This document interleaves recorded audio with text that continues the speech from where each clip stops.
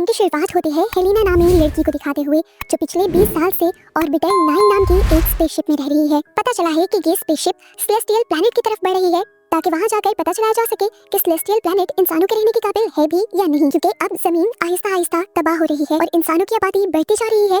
इसीलिए इंसानों को रहने के लिए नए प्लैनेट की तलाश है। हेलिना को असल में उसके मॉम डैड 20 साल पहले इस स्पेसशिप में लेकर आए थे। वो यही पली बढ़ी अपने मॉम डैड के साथ। वो जानते थे कि उन्हें 40 साल लग जाएंगे सेलेस्टियल प्लैनेट तक पहुंचने में। 20 साल गुजर जाने के बाद एक दिन अचानक उनकी स्पेसशिप में खराबी आ जाती है। उनकी स्पेसशिप से ऑक्सीजन तेजी से लीक होने लग जाता है, जिसकी वजह से इस बात का खतरा बढ़ जाता है कि वो तीनों ही इस स्पेसशिप में मर जाएंगे और सेलेस्टियल प्लैनेट तक पहुंचकर अपना मिशन पूरा नहीं कर पाएंगे। इस मिशन और अपनी बेटी को बचाने के लिए हेलिना के मॉम डैड ने एक बड़ा फैसला लिया और अपनी स्पेसशिप से स्पेस में कूदकर अपनी जान दे दी ताकि ऑक्सीजन उनकी बेटी के लिए बचा रहे और कम से कम अपनी मंजिल पर पहुंच जाए। वो उस दिन के बाद से अब तक 3 साल गुजर चुके हैं और हेलिना इस स्पेसशिप पर अकेली रह रही है। लेकिन अभी भी स्पेसशिप में इतना ऑक्सीजन नहीं है कि वो हेलिना को मंजिल तक पहुंचा दे। स्पेस कंट्रोल से हेलिना को बताया जाता है कि स्पेस में बहुत सारे स्पेस स्टेशन बनाए गए हैं और वहां से कोई ना कोई हेलिना की मदद के लिए आ सकता है। इसीलिए हेलिना ज्यादा परेशान नहीं है। ऐसे ही एक दिन हेलिना जब अपनी रूटीन का काम कर रही थी तो तब उसके स्पेसशिप को जोर से झटका लगता है। ऐसा उसकी स्पेसशिप में पहली मर्तबा हुआ था। कंट्रोल पैनल पर जाकर उसने चेक किया तो उसे पता चला कि आज उसकी स्पेसशिप के साथ एक छोटा स्पेसक्राफ्ट जुड़ रहा था। कुछ ही देर में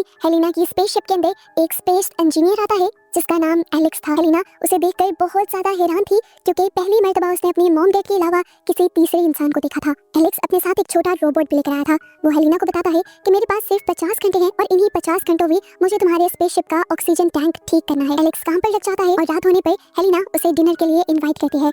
एलेक्स उसके साथ डिनर करना तो नहीं चाहता था, लेकिन फिर वो उसकी बात मान गया। रात में एलेक्स इसी स्पेसशिप के अंदर आराम करता है और हेलिना इस दौरान उसे बहुत गौर से ऑब्जर्व करती है। हेलिना के दिल में फीलिंग्स जागने लग जाती हैं और ये दोनों एक साथ ही रात गुजारते हैं। आज सुबह जब हेलिना उठी तो ये दिन उसके लिए काफी डिफरेंट था। वो बहुत ज्यादा खुश थी। वो एक्साइटेड होकर एलेक्स के पास जाती है पर एलेक्स उसे कुछ नहीं कहता और बताता है कि अब उसका काम खत्म हो गया है और वो यहाँ से जाने वाला है। हेलिना की खुशी फौरन खत्म हो गई थी और इस बात से हेलिना को और भी गुस्सा आया कि एलेक्स उसे गुड बाय भी नहीं कहकर गया था। स्पेसशिप से निकलने के बाद हम एलेक्स को एक हॉलवे से गुजरता हुआ देखते हैं, जिसके बाद वो ऊपर की तरफ आ जाता है और रिवील होता है कि एलेक्स इस टाइम स्पेस में नहीं था बल्कि वो तो अर्थ पर था। ट्विस्ट ये पता चला कि ऑर्बिटर 9 भी कोई स्पेसशिप नहीं है जहाँ पर पिछले 20 साल से हेलिना रह रही है। ऑर्बिटर 9 असल में एक बंकर है जहाँ पर हेलिना के ऊपर एक्सपेरिमेंट हो रहा है और एलेक्स जब इस जगह से बाहर निकला तो दिखाया गया कि ये एक पूरी फैसिलिटी थी जिसे मिलिट्री के लोग गार्ड कर रहे थे और फैसिलिटी के बाहर लिखा हुआ था प्रोजेक्ट ऑर्बिटर। एलेक्स जाकर अब अपने बॉस से मिलता है जो असल में इस प्रोजेक्ट का हेड है। यहाँ पर हमें इस प्रोजेक्ट की डिटेल्स पता चलती हैं और पता चलता है कि यहाँ पर 10 ऑर्बिटर हैं। इन सब में ही हेलिना जैसे लोगों को रखा गया है जो ये हकीकत नहीं जानते कि वो लोग अर्थ पर एक फैसिलिटी में हैं। उनके दिमागों और बिहेवियर्स पर एक्सपेरिमेंट हो रही है ताकि साइंटिस्ट जान सकें कि जब सच में इंसानों को सेलेस्टियल प्लैनेट पर भेजा जाएगा तो वो कैसे बिहेव करेंगे।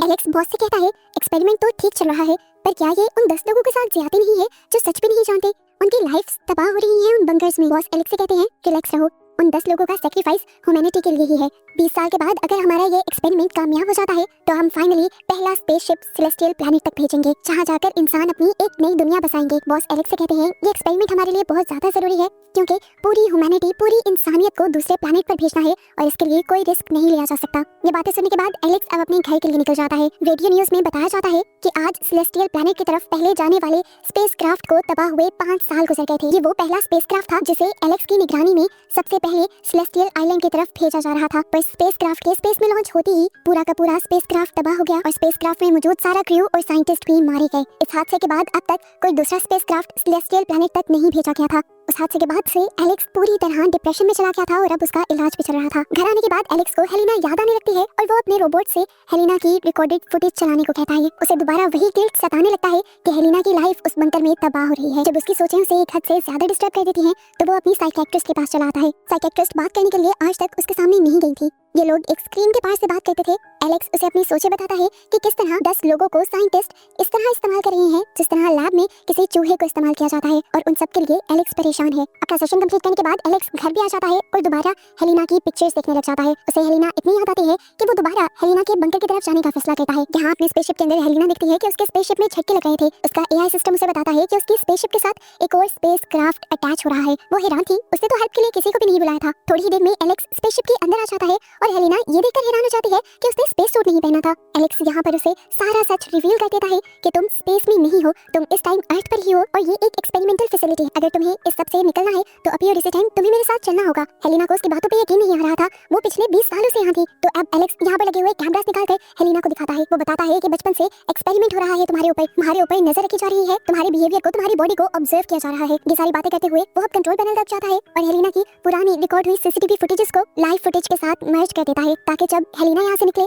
तो किसी को भी शक न हो। और हेलिना की मूवमेंट को ट्रेस करने के लिए वो अपना रोबोट यहाँ पर छोड़ देता है, ताकि किसी को भी शक न हो कि हेलिना ऑर्बिटर 9 से निकल चुकी है। एलेक्स अब हेलिना को लेकर बंकर के बाहर आ गया था। बाहर आते ही हेलिना की हार्ट बीट बहुत ज्यादा तेज हो जाती है, क्योंकि वो पहली मर्तबा रोशनी को देख रही थी। वो अपने इर्द गिर्द के माहौल को देखकर ऐसे हैरान हो रही थी जैसे ये सब नकली हो। एलेक्स जानता था कि यहाँ से हेलिना को निकालना आसान नहीं है, इसलिए वो हेलिना को एक ऐसे बॉक्स में डालता है जिस बॉक्स के अंदर से हेलिना की बॉडी ट्रैक ना हो पाए, और उस बॉक्स को वो अपनी डिग्गी में रखकर हेलिना को अपने घर ले आता है। घर आकर एलेक्स हेलिना को सारा सच बताने लगता है। वो बताता है कि मैं एक साइंटिस्ट हूँ और इस प्रोजेक्ट का एक बहुत बड़ा हिस्सा हूँ। प्रोजेक्ट की डिटेल्स बताने के बाद वो हेलिना को ये भी बताता है कि मैं उस दिन ऑक्सीजन टैंक ठीक करने नहीं आया था, मैं वहाँ का एआई सिस्टम चेक करने के लिए आया था। एलेक्स उससे ये भी बताता है कि तुम्हारे मॉम डैड भी अभी तक जिंदा हैं। ये बात सुनकर हेलिना शॉक हो जाती है और उनसे मिलने की रिक्वेस्ट करती है।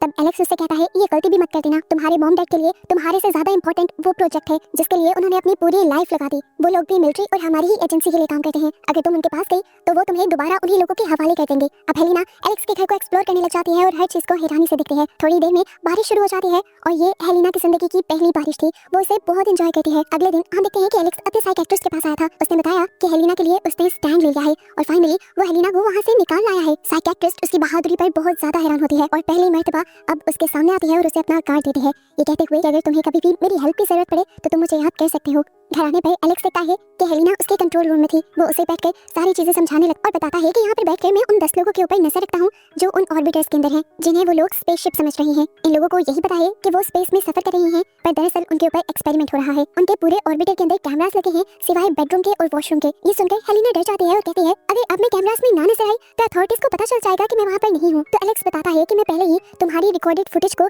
लाइव फुटेज के साथ मर्ज कराया हूँ ताकि किसी को शक न हो। एलेक्स हेलिना को यहाँ पर एक और बहुत बड़ा सच ये भी बताता है कि कोई भी इन ऑर्बिटर्स से पूरी जिंदगी बाहर नहीं निकल पाएगा। आज से 20 साल बाद ऑर्बिटर के अंदर जब इन लोगों का टाइम पूरा हो जाएगा तो इन लोगों को बताया जाएगा कि सिस्टम में कोई प्रॉब्लम होने की वजह से ये लोग गलत रास्ते पर चले गए हैं और अब सेलेस्टियल प्लैनेट तक पहुंचने में और भी 20 साल लगेंगे और उस टाइम सच में उन ऑर्बिटर्स को स्पेस में लॉन्च किया जाएगा। इस तरह पूरी जिंदगी ऑर्बिटर्स से इंसान कभी बाहर नहीं आएंगे और तुम्हें देखो मैं बाहर ले आया हूँ। एलेक्स उसे ये भी बताता है कि ये सब इंसानों के लिए किया जा रहा है। खैर रात में एलेक्स हेलिना को नाइट क्लब में लेकर जाता है और अपने फ्रेंड्स से भी मिलवाता है।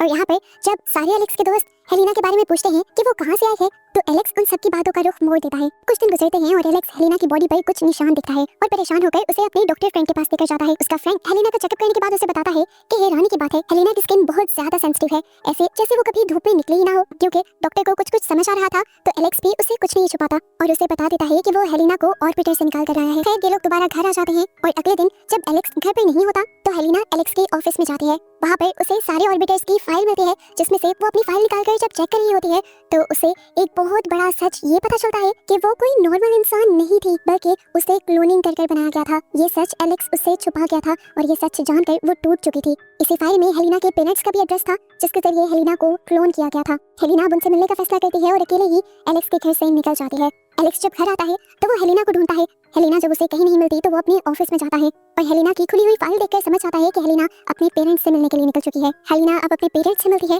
और उन पर गुस्सा करती है क्योंकि वो दोनों उसे उस ऑर्बिटर में छोड़ आए थे। हेलिना भी इसलिए भी टूटी हुई थी क्योंकि उसे अपना आप अब इंसान नहीं लग रहा था। उसकी मॉम उसे समझाती है देखो चाहे तुम एक नॉर्मल बच्ची नहीं हो लेकिन तुम्हें हम इंसानों के ही जीन लेकर बनाया गया है और मैं तुम्हारी सैरोगेट मॉम हूँ। एक नॉर्मल बच्चे की तरह मैंने 9 महीने तुम्हें अपने पेट में पाला है। अभी जब ये दोनों बातें ही कर रहे थे तब हेलिना के डैड आकर हेलिना को रीलिंग से बांध देते हैं और अथॉरिटीज को कॉल कर देते हैं कि वो आकर हेलिना को यहाँ से ले जाएं।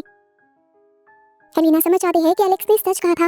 उसके पेरेंट्स के लिए उससे ज्यादा उनका ये प्रोजेक्ट इंपॉर्टेंट था। पर हेलिना की मॉम के अंदर अभी भी हेलिना को लेकर इमोशंस थे। वो यहाँ अपने हस्बैंड को ही बेहोश कर देती हैं उसके सर पर कोई चीज मारते हुए और हेलिना को यहाँ से भगा देती हैं अथॉरिटीज के आने से पहले। कुछ देर तक वो सड़कों पर ही भागती रहती है और तभी उसे एलेक्स मिल जाता है जो उसे ही ढूंढ रहा था। हेलिना उससे भी बात नहीं करना चाहती थी क्योंकि उसने भी हेलिना से सच छुपाया था। एलेक्स के पास भी अपनी सफाई में बोलने के लिए कोई लफ्ज नहीं थे। उसने बस हेलिना को गले लगा लिया। यहाँ अब अथॉरिटीज को पता चल गया था कि हेलिना ऑर्बिटर से बाहर निकल आई है, इसलिए वहाँ के लोगों में एक अफरा तफरी से मच जाती है। अथॉरिटीज ये फैसला फैसला करती हैं कि हेलिना को मार दिया जाएगा, क्योंकि उनके इस प्रोजेक्ट को तब तक सीक्रेट रहना था जब तक वो ऑर्बिटर्स को स्पेस में लॉन्च न कर देते। एलेक्स जानता था कि अथॉरिटीज जल्द ही उस तक आएंगी, इसलिए वो हेलिना को लेकर अपनी साइकियाट्रिस्ट के पास चला जाता है और साइकियाट्रिस्ट भी उसे छुपाने के लिए मान जाते हैं। मिलिट्री सोल्जर्स जो हर जगह हेलिना और एलेक्स को ढूंढ रहे थे, वो एलेक्स और हेलिना को ढूंढते हुए उसके कॉन्टैक्ट्स के सभी घरों में आते हैं और ऐसे ही साइकियाट्रिस्ट के घर भी आ जाते हैं। उन्हें देखकर साइकियाट्रिस्ट घबरा जाती है, तो ये समझ जाते हैं कि साइकियाट्रिस्ट ने ही उन दोनों को छुपाया हुआ था। इस टाइम हेलिना और एलेक्स उस स्क्रीन के पीछे थे, जिस स्क्रीन के पीछे से वो हमेशा अपने पेशेंट्स से बातें किया करती थी। हेलिना और एलेक्स इन सभी लोगों को देख सकते थे।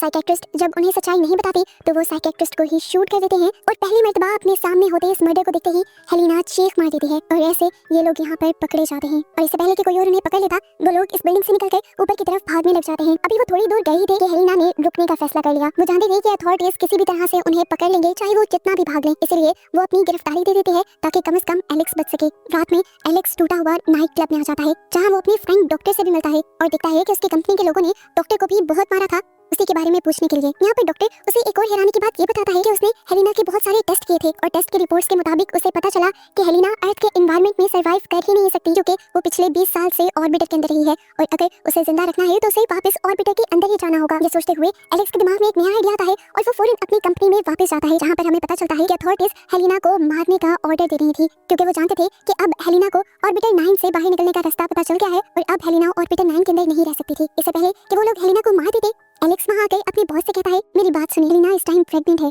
और उस बच्चे का डैड मैं हूँ। हेलिना अर्थ के एनवायरनमेंट में सेफ नहीं रह सकती, मैंने उसके बहुत सारे टेस्ट करवाए थे, उसे अगर जिंदा रहना है तो ऑर्बिटर 9 के अंदर ही जाना होगा। मेरे पास एक आइडिया है जिससे आप लोगों का सीक्रेट भी सेफ रहेगा, आप लोगों का मिशन भी पूरा हो जाएगा और हेलिना और मेरी लाइफ भी सेट हो जाएगी। मैं और हेलिना दोनों ऑर्बिटर 9 के अंदर रहेंगे, वहीं पर अपने बच्चे को पालेंगे और जब वक्त आएगा तब स्पेस ट्रैवल भी करेंगे। बॉस को और क्या चाहिए था, वो एलेक्स की बात मान लेते हैं और फाइनली हेलिना की जान बख्श दी जाती है और इन दोनों को ऑर्बिटर 9 के अंदर भेज दिया जाता है। वक्त गुजरता है और हमें 20 साल बाद का सीन दिखाया जाता है। बॉस इस टाइम बूढ़े हो चुके थे और अब वो टाइम आ चुका था जब उन ऑर्बिटर्स को स्पेस में लॉन्च करना था। वो इस टाइम ऑर्बिटर 9 के बाहर खड़े थे और उस बंकर के अंदर से एक जवान लड़की बाहर निकलती है। ये लड़की हेलिना और एलेक्स की बेटी थी। वो लड़की एक तेज आवाज के आने पर आसमान की तरफ देखती है और पता चलता है कि ऑर्बिटर 9 अब स्पेस में लॉन्च हो चुका था। इन लोगों का ये एक्सपेरिमेंट कामयाब रहा था और अब सभी ऑर्बिटर्स सेलेस्टियल प्लैनेट की तरफ निकल चुके थे, जो इन सब के लिए एक बहुत बड़ी सक्सेस थी। और बस यही सब दिखाते हुए ये मूवी यहाँ खत्म हो जाती है।